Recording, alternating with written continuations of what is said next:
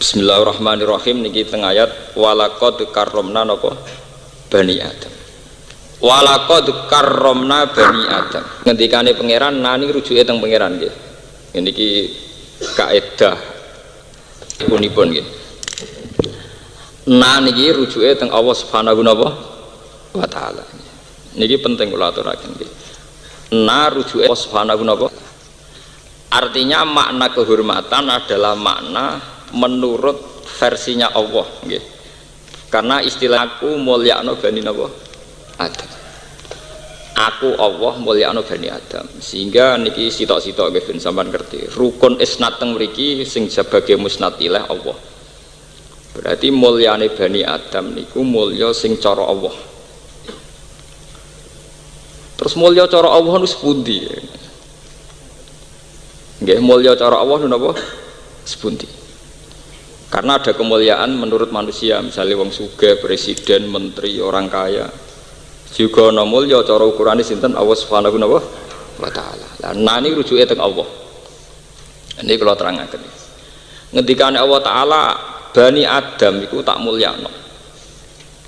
Lan Bani Adam tak kei kesempatan iso memperdayakan nggih kendaraan baik yang darat maupun kendaraan apa laut. Dan mereka saya beri rezeki minat thayyibat, sesuatu yang positif. Misalnya bergizi baik, halal, terus punya dampak positif. Namanya apa? Thayyibat misalnya. Wa faddalnahum ala katsirin mimman khalaqna apa? Tafdila. Terus Bani Adam niku kemuliaannya di atas rata-rata makhluk yang lain. Ayat ini menjadi ideologi besar dunia. Ini rungokno tenan nggih ben sampean nak ketemu pangeran selamat nggih. Iki pancen angel Mas ngaji niku niate kudu golek selamat ning Allah Subhanahu wa taala. Kula terangaken nggih. Mun niki kula tanggung jawab ning ngarepe Allah ning ngarepe sampean ku gampang ora ono. Ini tanggung jawab ning ngarepe pangeran. Mulyane Bani Adam itu berdasar hukum yang diperancang atau yang didesain atau yang ditentukan Allah. Bukan mulya dengan rancangan hukum yang diciptakan Allah manusia. Nah sampean tangkel. Maksudnya seperti Gus, maksudnya ngeten. Kita hidup misalnya di zaman jahiliyah. Anak putri dari awal dianggap beban ekonomi sehingga punya tradisi nak di anak wedok dipendem urip-urip karena dianggap problem secara sosial, secara ekonomi. Di Cina karena ledakan penduduk sudah menjadi problem nasional, setiap kelahiran dianggap problem. Lagi lahir sudah dianggap berapa? Problem. Sehingga di Cina ada undang-undang wajib anak satu.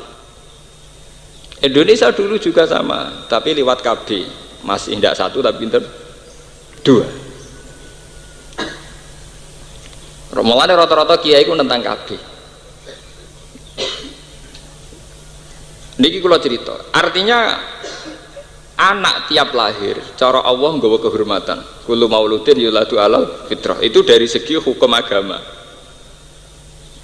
Kemudian menurut hukum rasional terserah masing-masing. Dalam negara yang penduduknya kecil disuruh memproduksi anak seaki-aki untuk memperpadat penduduk. Misalnya daerah transmigrasi. Tapi untuk daerah yang dianggap ledakan penduduk problem, setiap kelahiran dianggap apa? Problem. Terus manusia menciptakan ukuran-ukurannya sendiri ya, menciptakan ukuran-ukurannya apa? Sendiri. Begitu juga ideologi dunia menciptakan ukuran-ukurannya sendiri. Nah, cara ideologi Kristen anak lahir itu membawa dosa sehingga punya utang jasa sama Yesus karena Yesus yang menebus apa? Dosa. Tapi kalau kita ideologi Islam, buat anak gento, buat anak bajingan, lagi lahir precet, tetap yuladu alal fitrah. Dia tetap anak yang napa suci. Niki sampean perhatikan. Nah, sejauh mana manusia itu masih melihat anak bayi ini sebagai aset agama atau aset ekonomi atau problem ekonomi atau aset sosial atau problem sosial. Ini mulane bener nggih fasodaqallahul azim ketika Allah ngendikan kalla innahum ar-rabbihim yauma idzil lamahjubun. Pada akhirnya manusia itu nanti hijab. Kena hijab ngeten nggih. Contohnya niki pentingnya ngaji ngawak kula. Misalnya kula nu seneng Quran, seneng maca tasbih, seneng ngaji, seneng mulang. Sehingga dua anak pertama itu seneng, aku mesti mati. Nak mati kudu ana sing terusno agama. Anak-anakku lanang iso terusno agama. Senenge ra karuan, yo bandingane agama. Ini pentingnya cuci otak. Paham ya? Nak wong kedonyan ki ngoten, duwe seleb, duwe gudang, duwe sawah, duwe tuwegal. Boleh ora duwe anak utawa anak wedok-wedok. Ngenakno mantuku. Bareng precet lanang senenge ra kuan, ora kelyo. Keli udah bek nilai-nilai dunia. Ya saiki kena utek wong wedok-wedok sing trafficking. Wah iki bayi apik larang irgane nggih. Tenggene Pulau Kucing perbatasan Malaysia Kalimantan itu wonten trafficking perdagangan anak. Bayi lahir dianggap aset ekonomi. Nak gak pincang, gak picek, wah larang. Makanya sekarang kriminal terbesar di Jakarta di Kucing itu bukan kriminal prostitusi. Kriminal wong nakal produksi anak. Engko anak di napa? Ditu. Kiai-kiai sing ngaramno wartawan ora pati setuju. Wartawan pancen dosa, penggane ngrasani wong. Tapi hikmahnya yo gede. Umpama ora ono wartawan, berita-berita ngono itu tidak diekspos secara nasional. Karena yang punya sigi, yang punya lusur, yang punya sidik itu hanya wartawan. Dan itu bantu kepolisian sekali untuk menangkap nopo trafficking itu, pelaku-pelaku penjualan nopo anak itu. Nah, ketika sudut pandang terhadap anak itu beda-beda sesuai pemahaman orang. Kalau orang agama dianggap aset agama, ini penerus agama. Kalau orang kaya dianggap penerus dinasti kekayaan. Kalau trafficking dianggap aset ekonomi. Berarti PR ulama atau PR kiai adalah bagaimana masyarakat bisa memandang anak secara positif, yaitu dianggap sebagai aset apa? Agama.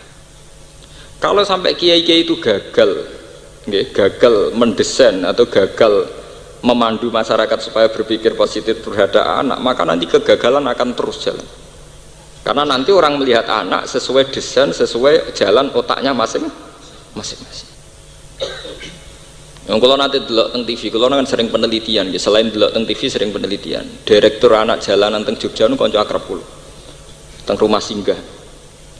Itu problemnya itu memang begitu. Orang-orang nakal di Jakarta itu sekarang itu lebih seneng produksi anak. Wong nakal sing produktif, sing tukang bayi. Niku dibuai secara nakal juga. Kemudian nanti anaknya apa? Dijual. Belum nanti di Kucing, di perbatasan Malaysia dengan Putih Kalimantan Barat. Itu ngeri betul. Sementara kita masih berkutat, itu tidak bisa. Mengenai Kanjeng Nabi dalam banyak hadis ngendikan angkihul waludal wadud fa inni mubahin bikumul umam. Gak apa-apa kowe golek bojo sing tukang manak. Asal anak iku dadekno banggaku. Iso mbok hitung to, misale anak 10 kere kabeh busung lapar banggane ning ndi. Dadi aja jumlah ketok, tapi yang melahirkan apa kebanggaan. Oh, kadang-kadang macane hadis ora bar, penting anake akeh. Terusane hadis itu sing ana banggane fa inni mubahin bikumul umam. Mboten iki kula cerita strategi politik ben sampean paham. Kemudian masalah KB, nggih rata kiai setuju. Saya sendiri secara pribadi setuju kalau dengan arti KB itu membuat kualitas napa hidup yang lebih napa baik. Tapi yang menjadi masalah itu kan begini misalnya nih. Ben sampean ngrasa dosa nak melarat teman-teman ben ngrasa napa dosa. Misalnya kalau Cina yang kaya iku kelangsungan kekayaannya bisa langgeng gara-gara mereka punya anak yang potensial meneruskan apa? Kekayaan. Karena mereka hidup secara tertib, duit tabungan, anaknya lagi lahir di asuransikno. Sehingga lagi lahir di tabungan 1 miliar. Enggak pas tuwek 10 miliar sehingga pas ABG puber langsung jadi bos. Dan Cina ini misalnya juga anak telu. Kue sing kiai musola langgar penceng ya dia anak telu. Anak lahir hamilnya wis diutangan, lahir ya nganggo duit utangan. Ini tidak fair saja. Kemudian cara pendidikan ya pakai duit utang. Bagaimana Anda bisa membayangkan anak telu iki sing anak imam musola berkompetisi dengan dari lahir wis duwe asuransi. Wene sinau tenan nganti dadi pakar ekonomi. Anak yang ini kan bisa saja karena radhi duit kan milih jalan pintas dukun. Bagaimana Anda bisa berharap kompetisi ini seimbang? Paham ya? Kompetisi ini apa? Seimbang. Lu kalau ngomong mboten nuruti nafsu mboten. Ini masalah kita, masalah sosial kita. Sehingga kalau kita sudah berani jadi kiai harus berani membentuk zuriatan thayyibah. Zuriatan thayyibah itu dimulai dari strategi yang rasional, yang masuk akal. Sebab itu agama mewajibkan orang itu punya tirkah. Lan iki perlu dingerteni santri-santri. Saake Quran, aku ora ndek warisan saake napa? Quran. Quran wis kangelan nerangno detail carane bagi tirkah. Yusikum wa fi auladikum lidzakari mislu hadzil unsayain fa in kunna nisaan fawqas nataini falahunna sulusa ma tarak wa in karat wahidatan falahan nisf wa li abawaihi likulli wahidin minhum as-sudus mimma taraka in kana lahu warat. Wae Quran bakas warisan nganti bulet. Tirkah ngene lho, Jong, nek anak wedok sitok untuk separuh, nek anak luwih sakmene untuk 2/3. Diwarai carane bagi jebule dibagi ra ono. Paham ya? Saiki Qur'ane napa mboten saiki. Paling melanggar iki malah santri. Ngaji ning pondok ngaji faro. Tapi ra iso dipraktekno wong ra ono sing dibagi. Lah lha opo direwangi ono gawe aslul masalah, ono raut, ono aul, ono dawil fu, ono sulus bak. Jebule gledek ra ono sing dibagi. Sebab itu ayat di surat Nisa itu nanti diteruskan, termasuk ada aturan umum dari Quran, wal yakhshal ladzina law taraku min khalfihim dzurriatan di'afan khafu alaihim falyattaqullaha wal yaqulu qawlan sadida. Hendaknya orang-orang yang beriman itu berpikir ke depan, bagaimana jangan sampai punya anak turunan sing di'afan yang lemah. Bagaimana Anda bisa ngurus agama sementara sing anake Cina duwe asuransi tabungan, sing anak telu ora jelas jaminane, mitoni duwe utangan, kelahiran nganggo duwe utangan. Lho tekan beranjak puber dititipno wong. Wis mbok kono apa terserah, pokoknya anak kula saged mangan. Ya ini memang takdir. Tapi kita sebagai mustahid ini harus dirubah, pola hidup begini itu bisa dirubah. Kula gak ada resep dalam ini, gak ada resep. Kula pernah seminar di Jogja itu punya satu resep begini.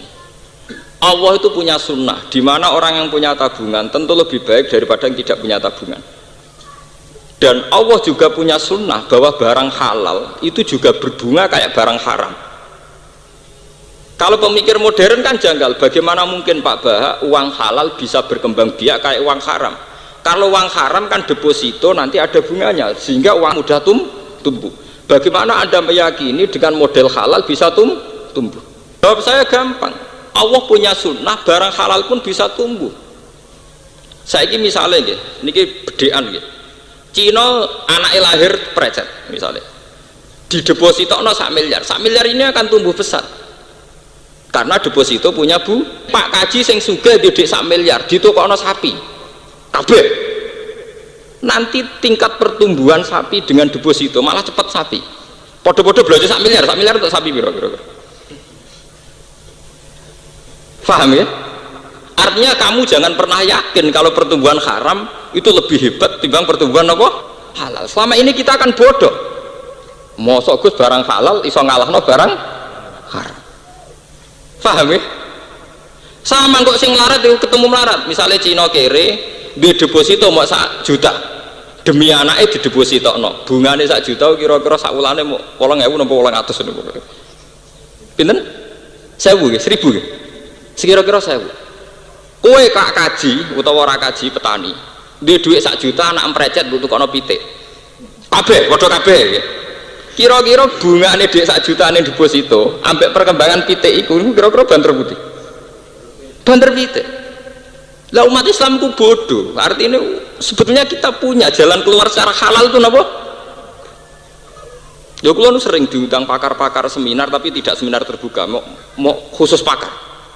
Kula pancen mboten nate kula teko teng seminar buka. Ngenterangno jolo-jolo malah ora paham-paham. Dari kula sering diundang misalnya bareng profesor, jadi podo tak warase, maksudnya ini buatan repot, cara gawe rumus buatan apa? Buatan repot. Kalau mesti teko nak diundang ngoten nih, karena jelas, ya paling orang 6, orang 8, tidak lebih. Gue yang pinter banyak ya angel ngoten, maksudnya itu banyak. Udah wong pinter sing waras yang tidak terkontaminasi. Ini peringatan bagi jamaah yang ngaji di sini bahwa Allah punya sunnah. Bahwa kehalalan itu bisa tidak kalah dengan haraman. Kita kadang cara berpikir kan diskriminatif, misalnya selama ini bank-bank konvensional lebih canggih ketimbang bank syariat, apalagi ada tudingan bahwa bank syariat ya tidak beda jauh dengan bank konvensional. Kita cara membandingkan mesti bank dengan bank, itu bodoh. Perbandingan apa? Bodoh. Mestinya cara bandingkan kita tidak usah bank dengan bank. Paham ya? Wong deposito no 1 miliar neng bank yo mana, ditukokno sapi 1 miliar buat ternak gen apa mana, dan itu tidak kalah tingkat produktivitasnya, tidak nopo. Mulane badhe ngaji niki sampean mikir tenan teng anak. Saake anake wong dolim iso kompetisi secara sehat, mergo wong tuane mikir tenan. Lho anake santri sak enake dhewe ning rumah. Kadang malah kelahiran anak loro cek kumpul mertua. Piye le didik agama. Lho kula nate melarat lho, saya sampean jangan kira kalau saya tidak pernah saya pernah melarat. Tapi kula riyen ndonga teng pangeran, ya Allah, saya tidak bisa, tidak boleh menterlankan anak. Kula agar maca ayat Farouk itu wisin ke pangeran. Gunane apa ana ayat Farouk? Nak mati bludus. Wis bludus malah sing nglepas jenazah mesti nak wonten hak adami nggih hubungi keluarga. Ora duwe tirkah dite hak napa? Ada. Mati ra sopan. Mati buatan apa? Sopan. Padahal bayangannya Quran mati udah tirkah, anak tirkah dibagi. Sampai Nabi ngendikan idza mata ibnu Adam ingkoto amaluhu ilamin salasin dimulai sodakotin jariyatin. Tapi nak rada sodakotin jariyatin, ya mata tenan, orang ilamin salasin, orang sodakotin, mata beneran. Padahal jelas-jelas nih hadis ilau dimulai min salasin apa? Pertama apa? Sodakotin jariyatin. Jadi kayak menak mati kepengen orang ingkoto amaluhu, kepengen orang putus kudu dimulai duwe sodakotin jariyatin. Au ilmin yang tafa'u bi malah wong alim ya ora. Paham ya? Awaladin sholikin nak ora duwe sedekah jariyah angel. Wong mulai lahir wis utangan, engko ngaji dititipno wong. Misale mondok ada buat titipno wong iku, nah, tepakan kiai ini kedonyan perangan wedhus terus. Paham ya? Ini harus dipikir, umat Islam cara berkompetisi itu tidak sehat. Orang-orang zalim punya ketertiban yang luar biasa, sementara wong soleh duwe amburadul sing luar biasa. Lho bapak kula nurian kula paling kula kenang saking bapak kula setunggal sering ngendikan iku lho. Kejahatan yang tertib itu akan lebih unggul timbang kesalehan yang tidak tertib. Lho coba sekarang sampean lihat. Pengedaran narkoba itu dimanage secara tertib mulai kelas nasional sampai kelas lorong-lorong gelap. Sementara pengedaran kebaikan tidak dimanage secara tertib. Ngaji sak kabare, dakwah yang ngenteni ana sing ngundang. Itu dakwah kok ngenteni diundang wong. Nah, ora sing ngundang ya mboten purun apa? Dakwah. Bareng ana jamaah tabligh gak terima. Mergo ora kelompoke dhewe. Nu apa-apaan. Ya kalau warai ini biar jadi peringatan. Jadi Islam cara memandang zuriyah itu luar biasa. Cara memandang apa? Zuriyah. Sampai nabi-nabi mesti dongane Robbi habli miladunka zuriyatan apa? Thayyibatan. Dan itu dimulai dari punya aset. Aset ekonomi. Ini bukan berarti kita kedonyan boten. Umumnya dari awal wajah itu mesti melibatkan di amwalikum. Harus ada unsur malnya. Mal ini kemudian setelah menjadi tirka ke anak kita menjadi aset perjuangan. Aset apa? Perjuangan. Mulane badhe ngaji niki adat istiadat rade popo blas mareni mun ngandel kula nu mareni. Menapa? Mareni. Bisa kok. Kula bolak-balik sering nggih. Itu bisa gitu tadi. Kalau Cina bisa depositokan 1 juta untuk anak yang baru lahir, Kita juga bisa 1 juta untuk beli ayam, karena ayam juga nanti akan berkembang, wedhus guru ya akan berkembang. Mulanya saya bilang, para pakar-pakar itu saya bilang, mereka kadang kan begini ya, seminar itu kadang tumpul itu kan begini ya, bank konvensional yang pakai bunga dibandingkan dengan bank yang mengklaim apa syariat, sehingga sing dihitung reputasi BRI banding bank muamalat, reputasi BNI banding bank BMTIM. Itu perbandingan yang salah. Kita dalam beragama perbandingannya tidak harus bank versus bank, tapi halal versus haram. Paham ya? Kalau 1 miliar bisa berbunga cepat karena deposito, 1 miliar juga bisa cepat saat Anda investasikan untuk ternak sapi. Paham ya? Kira-kira sama ndak? Mungkin cepat sapi mana gitu? Sapi, belajar sapi 1 miliar nih ngomong penggemukan tok cepet suka. Wes banding paling sial, paling kecepet sitok mati, paling banter. Nah, kecepet mati podo, dan di bank juga ada resiko, kadang banknya ya bangkrut. Kalau bank Senturi, itu kan jadi apa? Bangkrut. Ini penting kalau aturakan, karena dzurriyyah thayyibah itu penting sekali. Sebab itu Nabi Ibrahim ini rungokaken.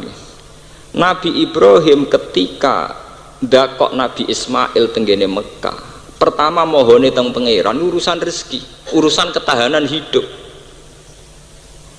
Rabbi inni askantu min dzurriyyati biwadin ghairi dzi zar'in inda baitikal muharram. Terusane sebuti Rabbana liyuqimus sholata faj'al af'idatan minan nas tahwi ilaihim warzuqhum minat samarat. Ya Allah, ini anak saya letakkan di tempat yang jauh dari tanaman, jauh dari makanan. Saya tolong ya Allah supaya daerah sini daerah lintasan perdagangan, sehingga anak saya punya ketahanan hidup. Tenggene juz setunggal ki wonten teng surat Baqarah. Rabbij'al hadza baladan aminau warzuq ahlahu minat samar. Apa Nabi itu kedonyan? Apa Nabi itu materialistik sehingga setiap kali donga mesti ngelibatno urusan rezeki? Karena hidup ini pasti butuh yang namanya ketahanan hidup, pasti apa? Sampai anak Julius benas sajdatan yang diwari warzuqni, orang Rabbi firli tok, Rabbi firli warhamni wajburni, jangan apa? Warzuqni. Sing biasane nak ngomong ra di dhuwit oleh maca qalqalah fasih warzuqni. Tapi itu menjadi satu pelajaran betapa sebuah agama, sebuah perjalanan kebaikan itu tidak bisa melepaskan yang namanya unsur ketahanan apa? Hidup. Kalau sampean tanya, bandingannya gimana Gus? Bandingannya adalah kita takut saat kebatilan lebih cepat, lebih kuat.